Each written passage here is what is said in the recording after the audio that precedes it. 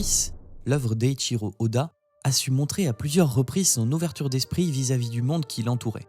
Que ce soit en montrant des femmes fortes et puissantes dans une terre impitoyable, des hommes rongés par leur traumatisme, sans oublier la représentation de toutes sortes de religions. Nous pouvons voir cela comme un reflet de notre société, alors que nous sommes aussi sous l'emprise de dirigeants corrompus et d'inégalités sociales. One Piece est un manga qui évolue en parallèle de notre monde. Cependant, récemment, une polémique a vu le jour à propos d'un personnage qui nous paraît déjà légendaire. Yamato semble s'identifier à Oden, un homme, mais ce personnage est présenté comme étant la fille de Kaido. Sur les réseaux sociaux, un débat semblait se réveiller chez les lecteurs, et beaucoup en ont conclu qu'Eiichiro Oda serait transphobe. Mais l'est-il vraiment ? Pour répondre à cette question, nous allons explorer le traitement transgenre dans One Piece, mais également parcourir cette thématique à travers l'histoire du Japon et sa représentation dans l'univers du manga.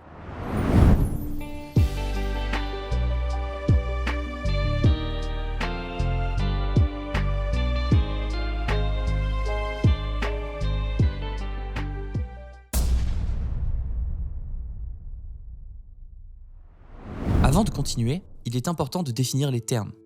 D'un côté, on a le sexe qui désigne les organes génitaux d'un individu, et de l'autre, on a l'identité de genre qui renvoie à la manière dont la personne perçoit son genre. Cela peut être homme, femme, les deux, ou aucun des deux. En Occident, nombre d'études ont été écrites concernant la définition du mot transgenre. Plusieurs soutiennent que le mot était historiquement utilisé pour désigner une personne dont l'expression de genre ou l'identité de genre s'écartait des attentes traditionnelles reposant sur le sexe assigné à la naissance. De cela découlent différents termes tels que non-binaire, asexué, gender fluid, cisgenre et bien d'autres catégories. En fait, depuis les années 70, le terme transgenre aurait été utilisé pour identifier les transsexuels, les travestis et autres personnes de genre variant. Et il faut savoir que de nombreux individus transgenres ne se sentent pas forcément piégés dans le mauvais corps, mais se considèrent plutôt comme vivant au-delà ou entre les catégories binaires, masculin et féminin. Pour ces raisons, des termes tels que genderqueer et non-binaire ont été créés. Au Japon, on retrouve un terme équivalent qui est X-gender. Il s'agit d'une identité transgenre qui n'est ni féminine ni masculine. Au Japon, les spécialistes cherchent aussi à définir le mot transgenre. Selon certains, il existe dans le contexte japonais 3 catégories d'identité transgenre qui sont les transsexuels, les transgenres et les travestis. Les travestis, bien sûr, font référence aux personnes s'habillant avec des vêtements qui ne sont pas attendus du sexe qui leur a été attribué à la naissance, tandis que les transsexuels désignent les individus qui s'identifient avec un sexe différent de celui qui leur a été assigné à la naissance et qui souhaitent corriger cela.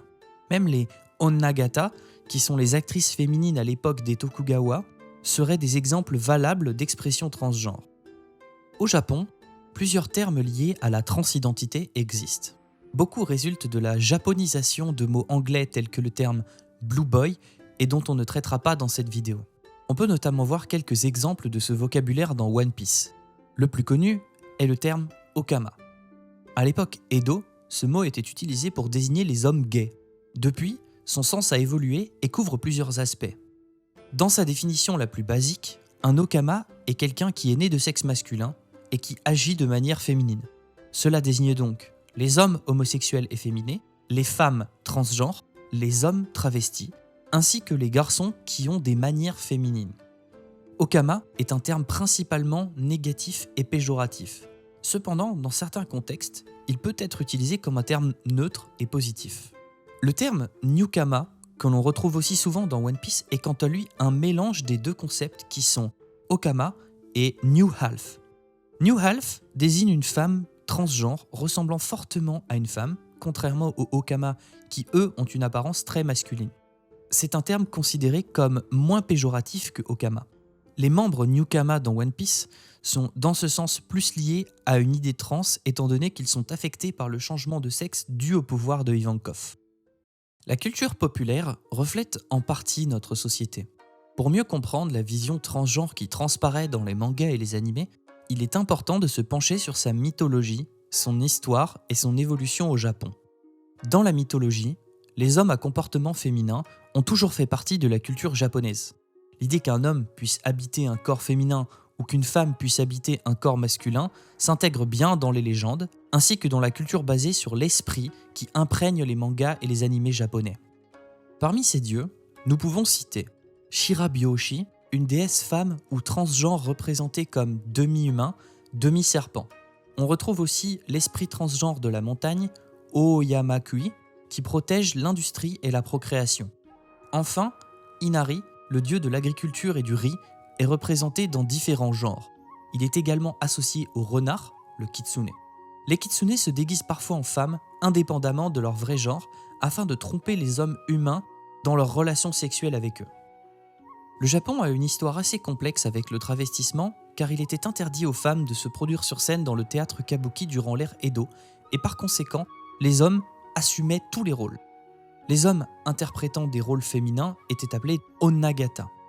Cette malléabilité de genre existe depuis longtemps au pays du soleil levant, même durant la période Heian, puisqu'il existait des shirabyoshi, des danseuses s'habillant en hommes qui étaient associées au divertissement et à la prostitution. Les personnes transgenres ont été dénigrées pendant une grande partie de l'histoire. Cependant, ce n'est que dans les années 1990 que le public reconnaît leur existence. En 1997, la chirurgie pour changer de sexe devient légale et en 2003, les personnes transgenres peuvent changer leur genre sur leur papier d'identité et autres documents juridiques. Mais il y a des conditions controversées, telles que la chirurgie obligatoire ou encore le fait d'être célibataire et de ne pas avoir d'enfants. Une autre exigence est qu'il faut faire un diagnostic de trouble de l'identité de genre, ce qui signifie qu'un individu soit considéré comme transgenre. Il doit être atteint de dysphorie de genre. La dysphorie de genre correspond à une insatisfaction, à une détresse liée au sexe anatomique qui peut être soulagée par un changement de sexe. Le problème est que toutes les personnes transgenres ne souffrent pas de dysphorie et que toute cette procédure trouble de l'identité de genre par laquelle elles doivent passer coûte du temps et de l'argent.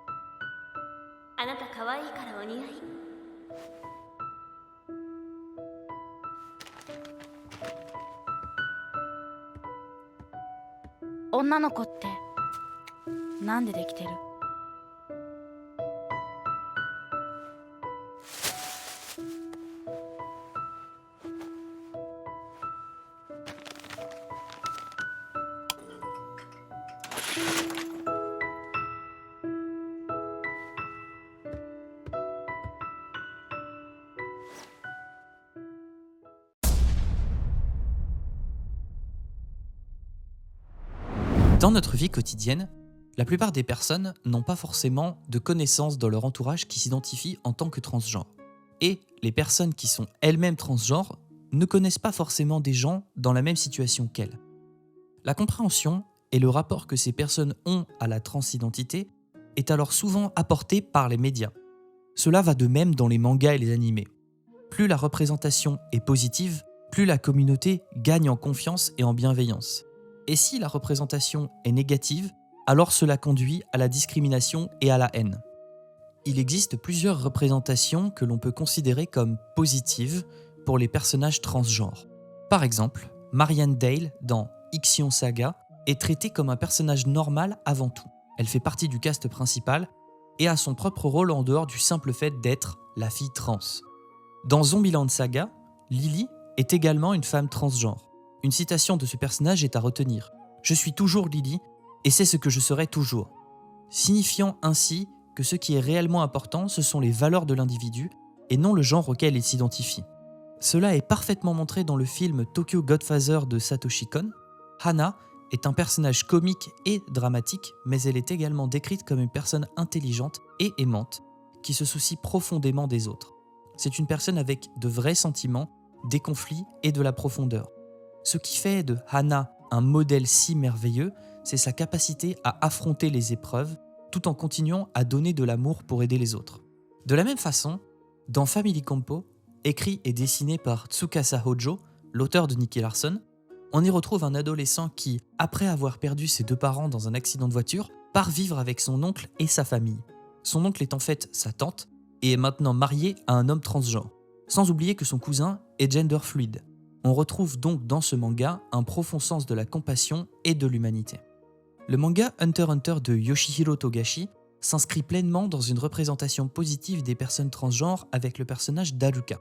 Selon le guidebook, Haruka est née homme et la famille Zoldyck la traite comme telle.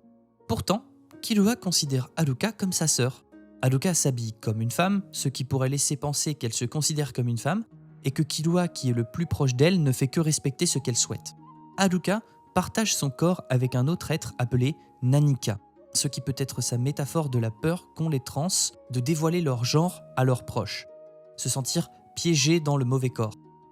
La situation d'Haruka est représentative de comment certains trans sont traités par leur famille et la difficulté qu'ils ont pour que les autres acceptent leur genre. Il s'agit simplement de quelques exemples. Il existe bien d'autres mangas qui traitent de la transidentité, et pour certains, il s'agit même du sujet principal tel que Wandering Son, Nobra ou Stop Hibari-kun pour les plus connus. Cependant, dans d'autres mangas, certaines représentations transgenres peuvent être pauvres et ne pas avoir la même profondeur de développement que d'autres personnages. Certains peuvent même être perturbantes ou créer de l'incompréhension. Par exemple, le personnage de Grell Sutcliffe de Black Butler s'identifie et revendique être une femme. Mais tout son entourage semble la mégenrer. Ce personnage est souvent tourné en ridicule, donnant alors peu de crédibilité à ce qu'elle peut dire.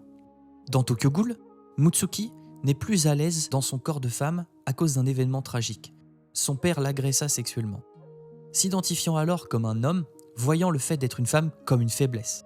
Elle ira jusqu'à changer de sexe chirurgicalement pour devenir un homme. Au départ, on pourrait penser qu'il s'agit d'une dysphorie extrême, mais ici, on a un personnage qui ne cherche pas à être un homme, ou plutôt qui cherche à ne pas être une femme, à échapper à sa condition. Lorsque son problème mental est résolu, on ne peut pas être sûr qu'elle se considère de nouveau comme une femme. Ce n'est pas clair. Il est dit qu'elle se sent d'une façon embarrassante, presque féminine. Elle ne s'accepte donc pas encore fièrement en tant que femme, il y a comme un malaise ou une honte. Ici, on a l'impression que la transidentité a été réduite à un traumatisme. Il convient quand même de souligner que Sui Ishida voulait peut-être avant tout faire une représentation de l'inceste, sujet tabou dans la société, ainsi que la quête de reconstruction que doit faire une personne après un événement de ce genre. Sans oublier son travail remarquable avec le personnage transgenre qu'est Juzo Suzuya. Dans la même perspective, on peut penser au personnage de Giselle dans Bleach, qui est une femme transgenre. Ses habitudes psychopathes et perverses donnent un personnage peu crédible, car elle suscite la moquerie et la peur. Enfin, la caricature de l'Okama, qui est montrée dans de nombreux animés, est, pour la société japonaise, un stéréotype négatif. Même s'il n'est généralement pas considéré comme une menace, il est fait pour se moquer de la personne et est vu comme quelque chose d'indésirable. En général, bien que cela varie, un personnage d'Okama possède une coupe de cheveux masculine, un visage rugueux, des joues maquillées, du rouge à lèvres et des vêtements extravagants. Ils ont un corps exagérément masculin et musclé. Ils sont flamboyants, perturbateurs et bizarres. Ils harcèlent sexuellement les hommes qu'ils approchent comme des prédateurs et sont rarement décrits comme séduisants. Indépendamment du fait que ces personnages soient héroïques ou méchants ou du type de développement qu'ils ont eu. Le fait que leur personnalité soit basée sur le stéréotype de l'Okama fait d'eux une partie d'un problème plus vaste. One Piece semble être une ode à l'acceptation de soi.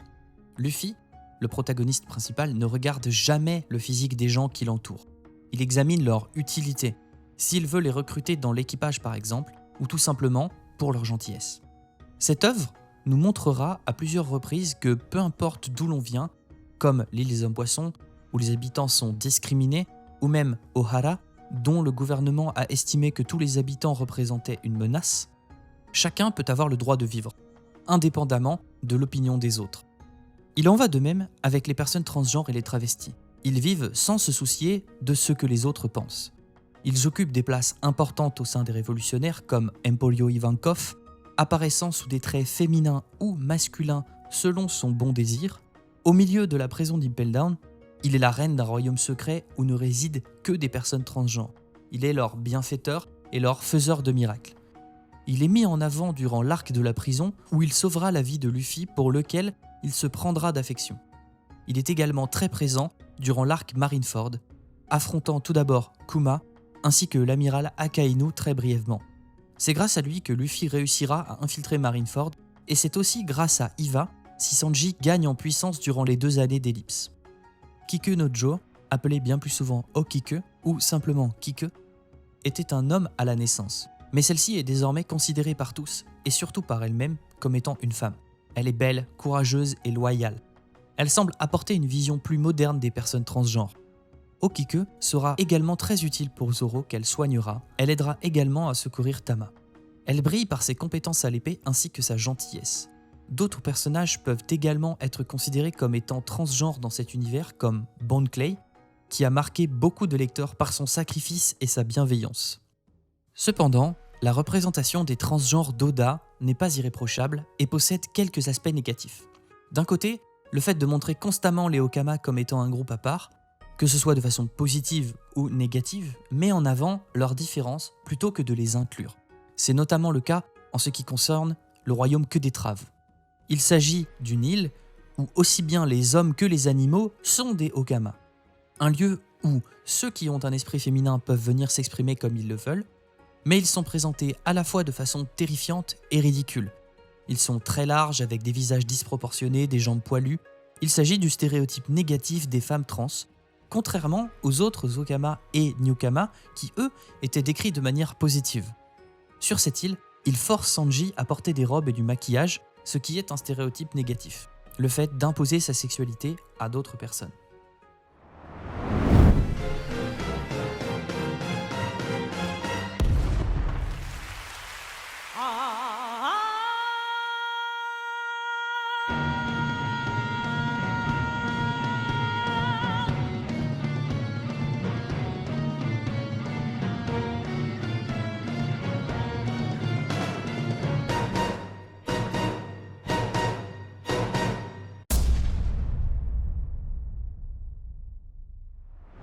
En 1913 est créée la revue Takarazuka, le pendant féminin du kabuki. Il s'agit d'une troupe musicale japonaise entièrement féminine qui interprète à la fois des rôles féminins et masculins qu'on appelle respectivement musume-yaku et otoko-yaku. Ils sont connus pour leurs interprétations de contes traditionnels japonais, de comédies musicales occidentales ainsi que leurs adaptations d'animés et de mangas.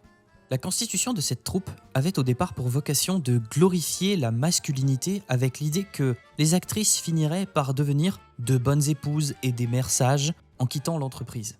Seulement, bien que l'objectif n'était pas du tout de promouvoir des valeurs progressistes, cette troupe, à travers ses représentations, finira par conduire à une déconstruction de l'identité de genre dans une société encore très patriarcale.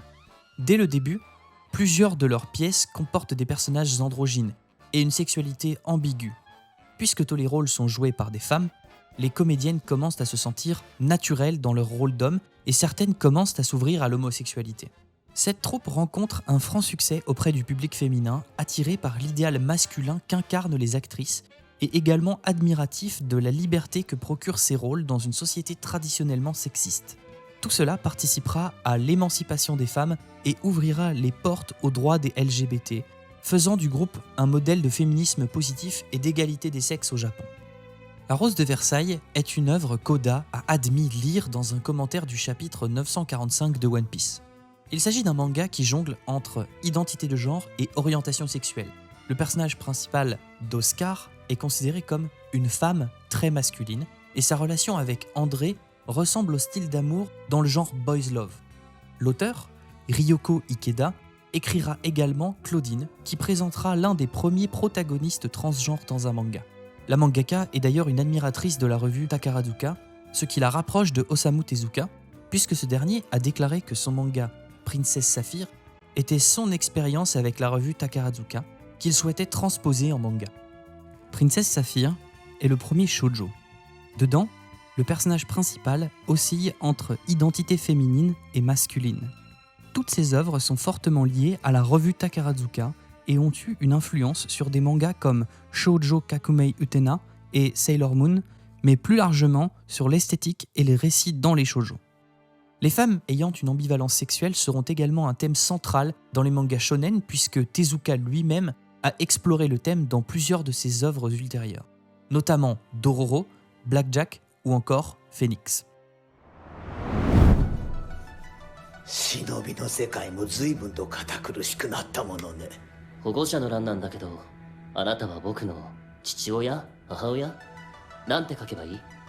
随分くだらない質問ね。まあそんなのはどうだっていいんだけど、一応ね。男であった時もあれば女であった時も、そしてこの世のものでない時も。外側なんてどうだっていいことよ。全ての真理を解き明かしたいとする意志こそが私の真。それだけじゃ不満かしら。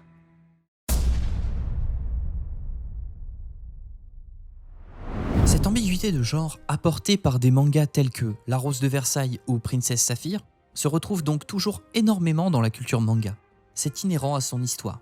Par exemple, dans Ranma 1/2, le personnage principal se transforme en homme ou en femme lorsqu'on lui lance de l'eau dessus.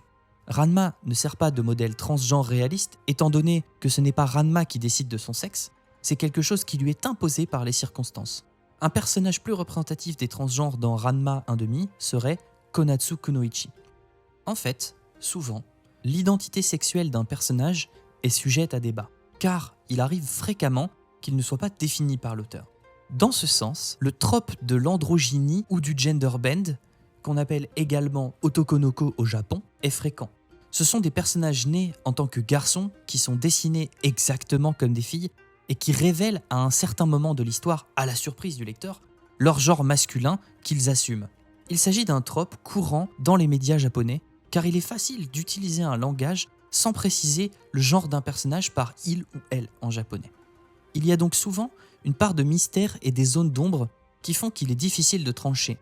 Pour cette raison, il est souvent compliqué de dire précisément si un personnage est transgenre, travesti, gender fluid, non-binaire, androgyne ou asexué.